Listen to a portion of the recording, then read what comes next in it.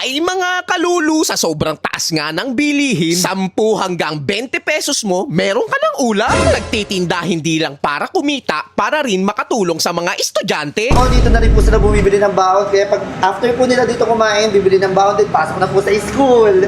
Unlimited sabaw pa sila dito at fully air condition para sa mga senior citizen. Kaya bata man o matanda, talagang blockbuster.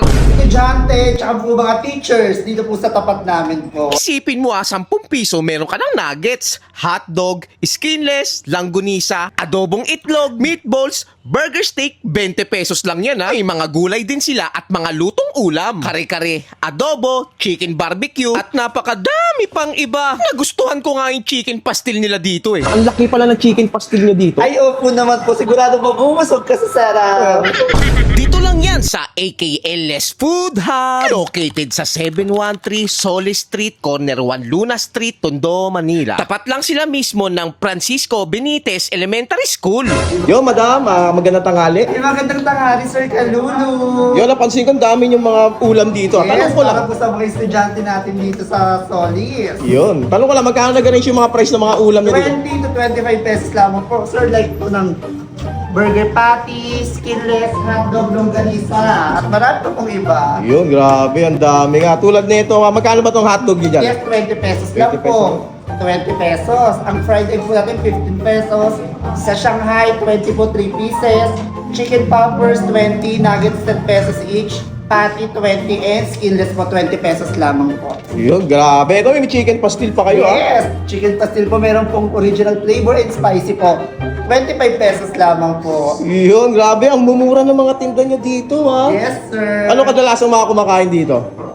Estudyante, tsaka po mga teachers, dito po sa tapat namin po. Yun, ang dami nyo pagpipilian ng ulam Yes, hindi ka dito. po mauumay sa isang klase yung ulam lamang lang dahil marami po tayong pagpipilian. Pansin ko nga, yung mga iba nga dito, mga estudyante, is dito na bumibili ng baon, Yes no? po, dito na rin po sila bumibili ng baon. Kaya pag after po nila dito kumain, bibili ng baon din, pasok na po sa school. Yun, tanong ko lang, tuwing ano oras kayo dito nag-open tsaka nagsasara? Tuwing Monday to Friday po, 6 a.m. to 10 p.m. Then kapag weekends naman po, 10 a.m. to 9 p.m. po. Budget meal talaga pang estudyante, lalo na sa mga nagtitipid dyan, di ba? Grabe, ganun kamura dito sa AKLS Food Hub. Tama ba? AKLS Food Hub. Yun, grabe naman, no? Nahirapan pa magsalita, no?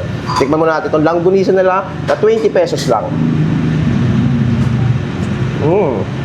Yung rice nila dito is 10 pesos lang. Ganun kamura dito, Sobra. Hotdog nila, ito yung nuggets nila. 10 piso lang yan. Kadalasan bumibili dito mga estudyante, syempre. Tsaka sa mga nagtitipid din. Meron din sila dito ang chicken pasty, 25 pesos. Ang maganda dito is unlimited soup pa sila dito, Di ba?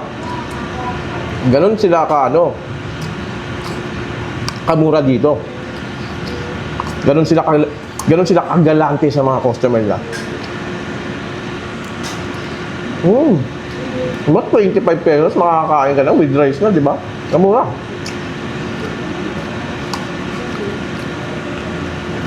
Meron din sila dito mga lutong ulam o lutong bahay. Tulad na itong kare-kare. Sa halagang 80 pesos lang. Ayun, wala ka na makikita ng dito kamurang kare-kare. Sa labas is nag-range na ng 120 to 150 ang kare-kare sa labas.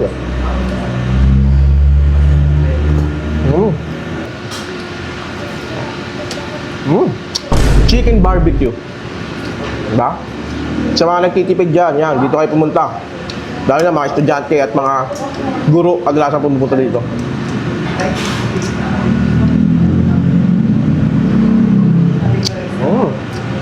Ayun mga kalulu, kung naghahanap ka ng ganitong klaseng food trip na napakamura at masasarap din yung mga lutong ulam nila, lalagay ko na lang yung full address sa baba na siguradong mapapalulo ka sa sarap.